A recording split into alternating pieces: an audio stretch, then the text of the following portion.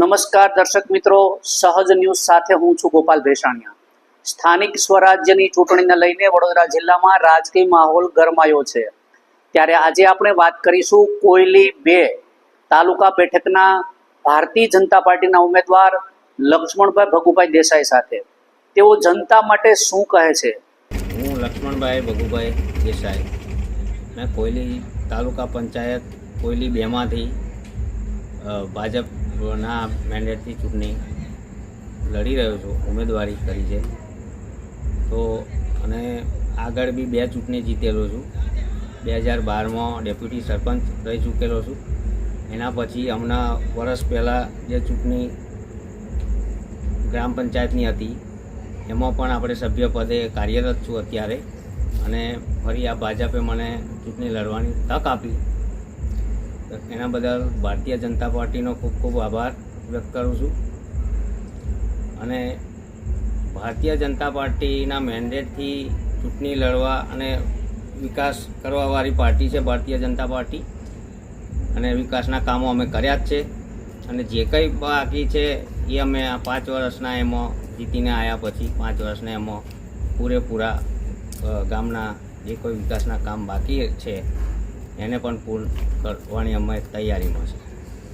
ઇન્દિરાનગરમાં એવા હજુ ઘણા કામો બાકી છે કે અમારે જેમ કે અરવિંદનગરમાં છે ઘણી સમસ્યાઓ, રોડ રસ્તા, એટલે એ બધા કામો થોડા પેન્ડિંગ છે। એના લીધે જ વધારે તો ભારતીય જનતા પાર્ટીમાં આવવાનું કારણ કે અમારા જે રહી ગયેલા કામો છે એ આ 5 વર્ષમાં અમે પૂરેપૂરા 100% પૂરા કરીને આપીશું એવી બાંયધરી સાથે અમે ચૂંટણી લડવા માટે નીકળ્યા।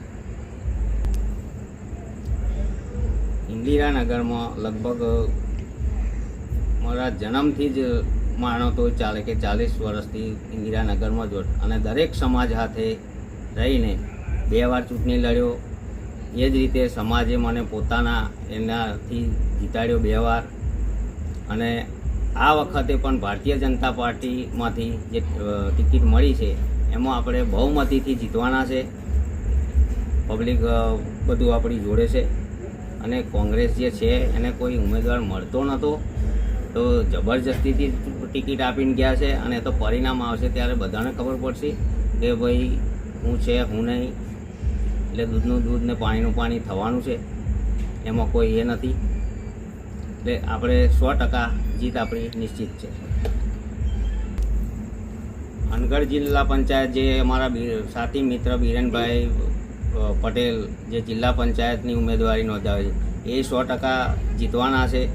અમારે કોયલી 1માંથી જે તાલુકા પંચાયતની સીટ પર પૂનમભાઈ જાદવ લડી રહ્યા છે એ પણ 100% જીતવાના છે। અને કોયલી 2માંથી હું પોતે લક્ષ્મણભાઈ રબારી જે ચૂંટણી લડી રહ્યો છે, અમે 3 પેનલ સાથે અને 2 અનગઢ, કોઈ અનગઢ 1 અને અનગઢ 2, અમારી આખી પેનલ બહુમતીથી જીતવાની છે।